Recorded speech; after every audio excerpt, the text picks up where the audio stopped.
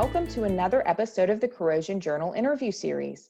My name is Sammy Miles, and I'm the Managing Editor-in-Chief of Corrosion Journal, AMP's peer-reviewed scientific journal. Today, we welcome Narasi Sridhar as our guest.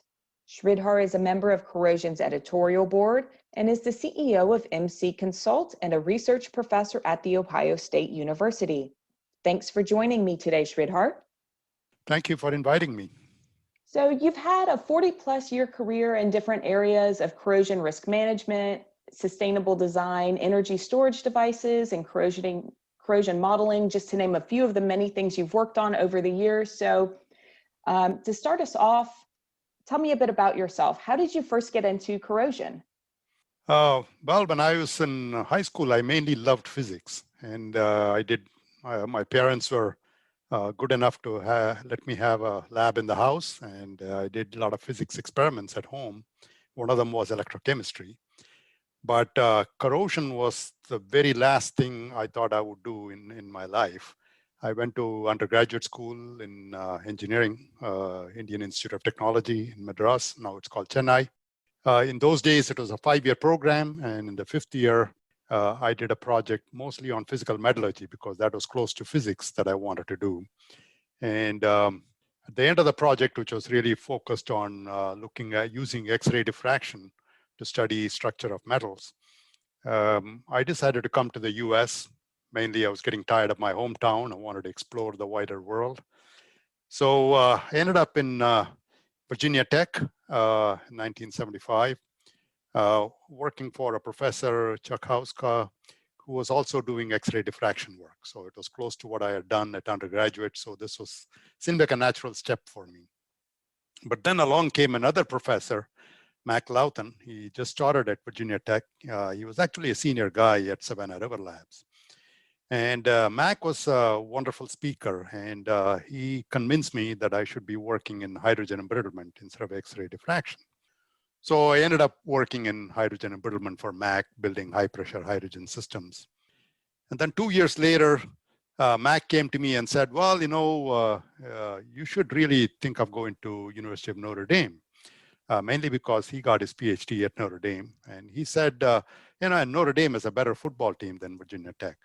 And in those days, that was true, not anymore. But so I ended up going to Notre Dame. At the time, I looked up the faculty members at Notre Dame, and Nick Fiore, who I was going to work for, had done a lot of interesting work on looking at defects in metals in Carnegie Mellon. So I read his papers and I thought, well, I'm going to go to Nick and say that I really wanted to work on how to look at defects in metals. And I was getting a little tired of hydrogen embrittlement anyway. So I went to Notre Dame and saw Nick, and I talked to him about defects in metals. And Nick said, well, I don't have any money for that, but I have money on hydrogen embrittlement. Would you want to work on it? And so I ended up working on hydrogen embrittlement for Nick for 4 years.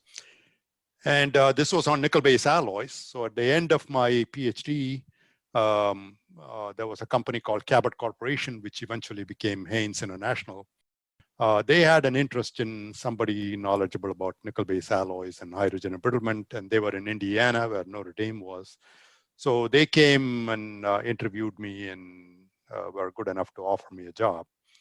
And I had a couple other offers, but I decided to take that offer from Cabot, which was actually a godsend for me because that was the first time I moved into a corrosion group. I had not had much exposure to corrosion. Herb Ulick from MIT used to come to Notre Dame and offer a summer course in corrosion, but I never took it. So I had very little exposure to corrosion, but Haynes had a very powerful corrosion group in those days. There was Aziz Asfahani, who was the head of the lab, Yuri Colts and Paul Manning, and a number of other people. So I had quite a few mentors. And they basically said, well, we are developing corrosion alloys, nickel-based alloys and stainless steels, and there's an opportunity for you to develop some new alloys. And so that was a fabulous experience. And I worked on some duplex stainless steels and nickel-based alloys, and did a lot of technical assistance and client assistance as well. But after about 9 years, I was feeling that I needed to broaden my horizon. I was sort of wedded to corrosion by that time. And, but I was looking for some place where it was more than nickel-based alloys and stainless steels. And fortunately, I had invited, at that time, I was also pretty active in NACE, and I was a chair for this committee. In those days, we went by different committee name numbers than now, but it was a T5A committee for chemical process industries. And I was a chair for a T5A 17, which is a task group for duplex stainless steels. And Mike Stryker was the chair, and I was the vice chair. And then when he decided to move off, I became chair. But I had invited Mike to come to Haynes to give a talk one day. And driving him back to the airport, he said, there was these guys in San Antonio in Southwest Research Institute. They are looking for a corrosion engineer. And you would be working on things different than nickel-based alloys and stainless steel development. This will be on nuclear waste and how to predict, do life prediction of these containers. So I was pretty interested. And so Mike turned out he was in the advisory committee for this unit. And so he perhaps recommended me. So I got a job in San Antonio, and that was another really wonderful opportunity for me because, first of all, I had developed a new mentor in Southwest Research, a guy by the name Gustavo Cragnolino. He introduced me to a whole new world of corrosion, guys like Digby McDonald and Roger Staley and so on. And also, I had a good opportunity to interact with people outside the corrosion field because nuclear waste involves geochemistry and geology, volcanology, hydrology, all those ologies. And so I had a great experience working with a much broader range of people than I had experienced before. So that was a great experience. Around about 2000, we ran out of money. And so I had to develop new funding sources for my group. And I started working on pipeline and oil and gas problems. And moved to another division within Southwest Research. And at the time, we had also a major program for US Marine Corps on the corrosion prevention and control, and all working on sensors and Raman spectroscopy and things like that. I had a pretty interesting project in NASA, with NASA on Mars, life on Mars. So I was doing some pretty interesting stuff. And then in about 2007, there was an opportunity at DNV in Columbus to head up their materials program in their strategic research and innovation. And along with that opportunity came a possibility to interact with Ohio State Fontana Corrosion Center with Jerry Frankel. So I just couldn't pass that up. I had had some previous interactions with Ohio State when I was at Haynes. So it was a great opportunity to reconnect, be with a very big group of corrosion folks in both DNV and also at Ohio State. So that was a fantastic opportunity for me to learn other things. Also, I was looking for international experience, and DNV was a very Norwegian company in those days. And so that was another experience, is working with groups in Norway and Europe. So, and then about 2020, I decided to not work in a corporate structure and have my own consulting company. So I started MC Consult. I still work as a part-time research faculty at Ohio State Fontana Corrosion Center. So that's in short my career in corrosion. Fantastic. So you've worked in a whole bunch of different areas over the years then. Which has been your favorite? What was your favorite? I know you said hydrogen embrittlement you kind of got tired of at a different point. Has any stood out to you as like the favorite to work on, or just each has their moment? I mean, I loved all the projects I worked on. So it's really difficult to say this is my favorite. But two projects were really fun, and neither of them were corrosion oriented. The first one was a project I did for NASA, looking at how to detect past life on Mars. So we were doing a lot of work in corrosion, looking at Raman spectroscopy, which is a spectroscopy where you shine a laser light on a surface, and the vibration of molecules on the surface affects how the laser scatters from the surface, and you detect the scattered light and you can tell something about the molecules on the surface.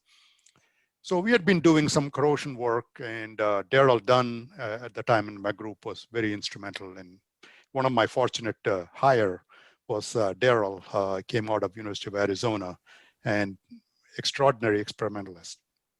So he was doing some really nifty stuff.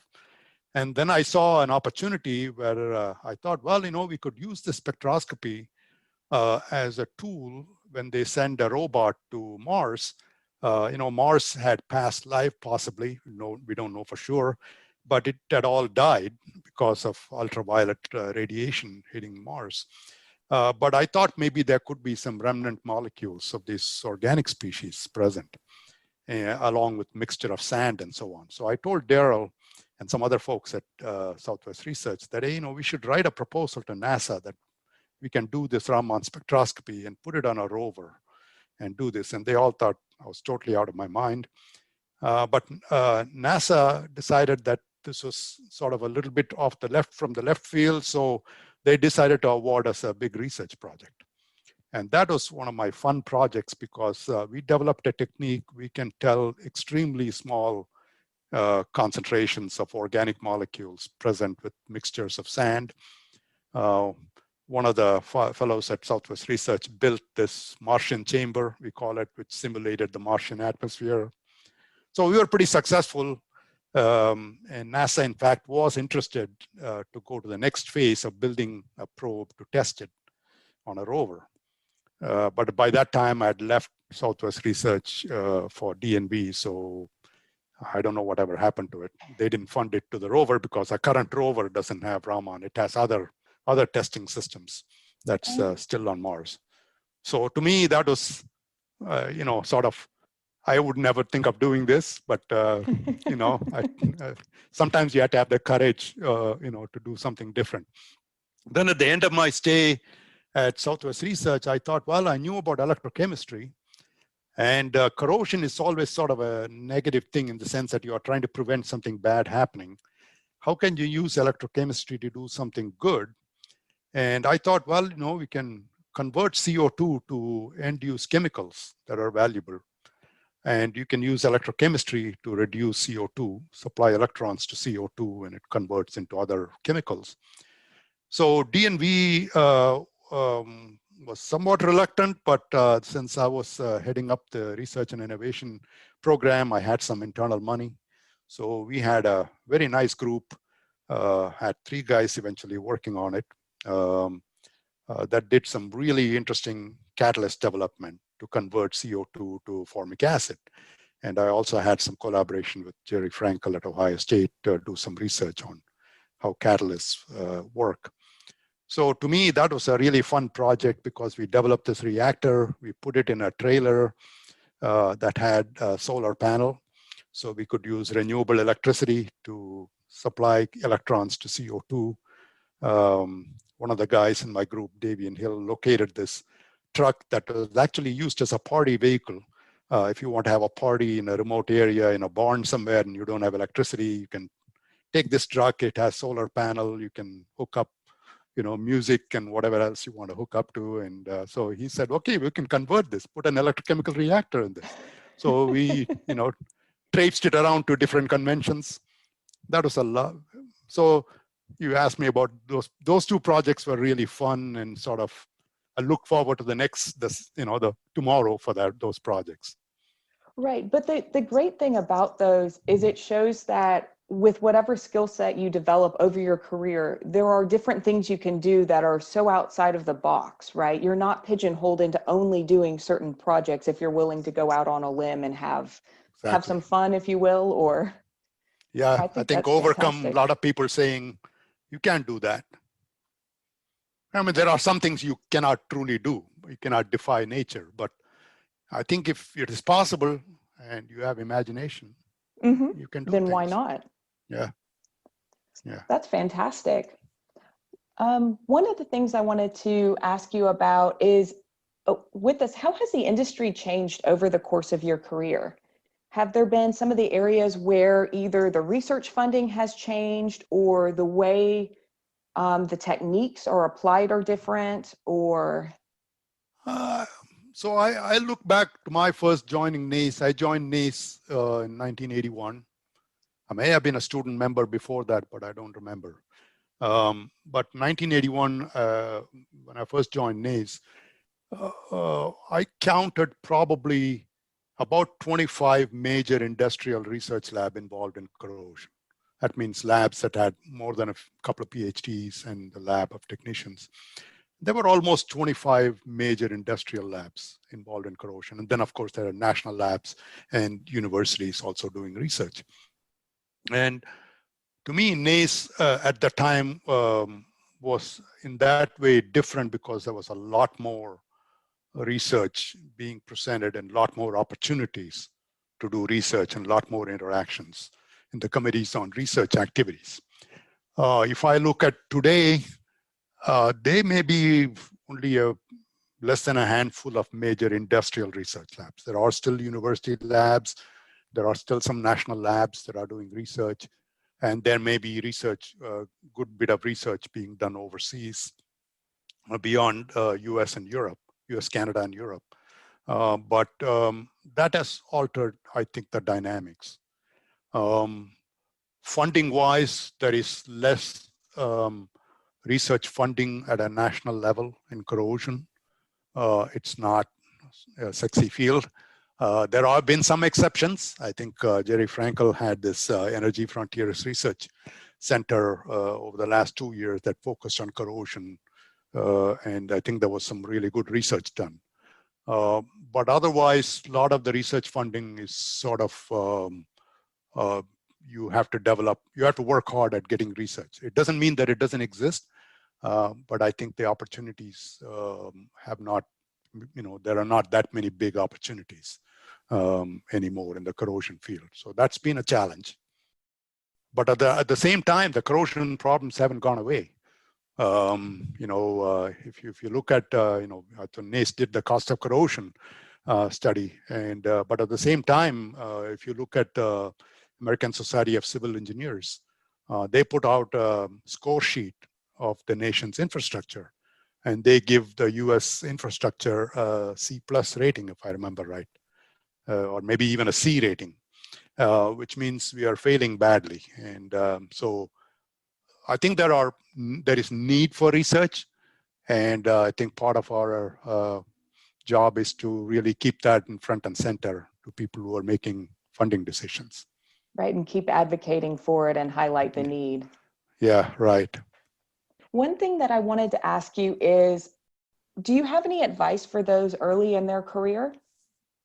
Yeah, I think mainly I would say 3 things. One is be open to possibilities. Don't rule out possibilities. Second thing is go and find a mentor or more than one mentor. I think if I look back at my career, I had some really wonderful mentors. Some of them I didn't realize were my mentors till afterwards. But early on at Notre Dame, I had Jim Donovan, who came from from Savannah River National Labs, who inspired me about corrosion and metallurgy quite a bit through our conversations. At Haynes or Cabot Corporation those days, I had several mentors. And then at Southwest Research, as well as at DNV, I had mentors. And some of my mentors were actually my own staff. So mentor doesn't mean that somebody much older than you that's giving you wise advice. They could be somebody who can really influence the way you think.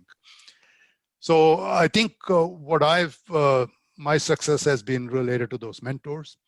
And then the last thing is collaborators. For me, I think a lot of the work I've done is through both fortuitous and planned collaborations. I mentioned this NASA project on Raman spectroscopy. That was through purely fortuitous means because I was sitting in a cafeteria having lunch, and a big, tall Texan, Ralph Hill, sat next to me. He had a thick Texas accent. And he was curious about who I am and what I'm doing. And I explained to him I'm a corrosion engineer. And I asked him what Ralph was doing. It turned out his daughter and my daughter were in the same dance class, which we didn't know about that. But well, he said he's doing laser Raman spectroscopy, and I didn't know anything about it. So I asked him, and through a series of conversation, I got really interested in using it for corrosion studies. So that was a purely fortuitous circumstance, just sitting in the cafeteria and having lunch. And so I've sort of tried to foster that, this sort of fortuitous meeting of people. And well, too bad we don't have that now with the COVID, but hopefully when we get back in conferences, that would be a really important thing. The in-person networking and talking and just meeting people Right. and hearing new ideas. Exactly. NACE used to have a lot of hospitality suites. In my early days of coming to NACE, we had a big, huge board with all the hospitality suites, and of course, the free lunch and dinner too. And but that also fostered a lot of, just purely coincidental meetings of people. Right. And I think some of those relationships are how you not only find what's your next project, but future jobs, future careers, even if you're changing what you're working on. No, I think that's absolutely important. Yeah, and committee activities is something when I was a younger engineer coming into NACE first, my boss, Paul Manning at the time, said, the first thing you should do is just go and find out what committees you can belong to. And here are some list of committees that are relevant to our company. And chemical process industry in those days was very big in NACE. And they were one of our big client base. So I decided to become member of a couple of the committees and got into task groups. And through that, I met a lot of people as well. And that was really important for me, for my career. So I think another advice would be, committee membership, is really important for a younger person coming into in the field. That's good advice. Before we're nearing the end of our time, so before we wrap up, is there anything else you would like to add? No, I think we talked about a lot of things. I think the last thing I wanted to say is something about risk management, because that's something that I've been doing quite a bit of work on in the last few years. And I feel that we do a lot of development of different technologies in the corrosion world. We develop new alloys, we have new ways of monitoring corrosion, and so on. But ultimately, our job is to safeguard society from failures due to corrosion. And so and there are a lot of uncertainties associated with how you safeguard society, because a lot of information is either scattered or not available. And so that lends itself to assessing the risk of different engineered systems and how they interface with workers as well as with the general community. You can do qualitative risk assessment, but really that's not as useful as providing real numbers to people on how does something affect them. And so that's something I focused a lot on. And I think that is really important also in bringing together the corrosion community, because not one person has all the knowledge that is required to do risk assessment. So you need to put a team of people together with diverse perspectives. And it doesn't have to be just corrosion. It could be perspectives about management, about financial aspects, or, and so on and so forth. So that's an area that I like to see more emphasis in the community. And it's going to continue to be increasingly important as we move forward, from everything, as you mentioned earlier, the aging infrastructure and everything else. There's going to be challenges that present themselves along the way. So risk management will just be more and more important. Correct. And you mentioned aging infrastructure. We have a lot of systems that have been developed, back in the 80s that still need to be operated. I work on underground nuclear waste storage. Those tanks were built in 1940s through 70s, and they are required to be intact for the next 40 or some years. So I think we future generations will have to also deal with those risks. Excellent. One quick question. I'm going to borrow a feature from the Coatings Pro interview series before we wrap up. Coatings Pro is one of our sister publications at AMP, and they've been adding a series of rapid fire questions at the end to provide listeners with the opportunity to get to know our guests a little better. And you've already kind of touched on this, but who are some of your mentors over your career? Oh, I've had a lot of mentors, not just one, as I mentioned before. Certainly, early stage of my career, Yuri Colts and Paul Manning at Haynes were my mentors in the sense that they introduced me to corrosion and alloy development. When I went to Southwest Research, the late Gustavo Cragnolino was a true mentor because he was very selfless and introduced me to a lot of his knowledge base. And at DNV, I've had a number of mentors over the years, too many to name. And some of my mentors were non-corrosion and non-metallurgists, actually. They taught me, how to think about, problems and going beyond what I do. Let me leave it at that. Okay. Yeah. Fantastic. Yeah. If any of our listeners want to get in touch with you, what is the best way for them to reach you? Well, they can certainly go to the website of my consulting company, mcconsultco.com, and they can find my email there and certainly contact me by email. Perfect. Fantastic. Well, thank you again for joining me today. And with that, I'm Sammy Miles. I'm here with Narasi Sridhar, and thanks for listening to another episode of Corrosion Journal's interview series. If you want to learn more about the journal, please make sure to visit corrosionjournal.org. You can subscribe to AMP podcasts if you haven't already on Apple, Google, Spotify, and all the major distributors. And you can find all episodes of AMP podcasts on amp.org. That is ampp.org. And we'll be back soon with another episode. Thanks for listening.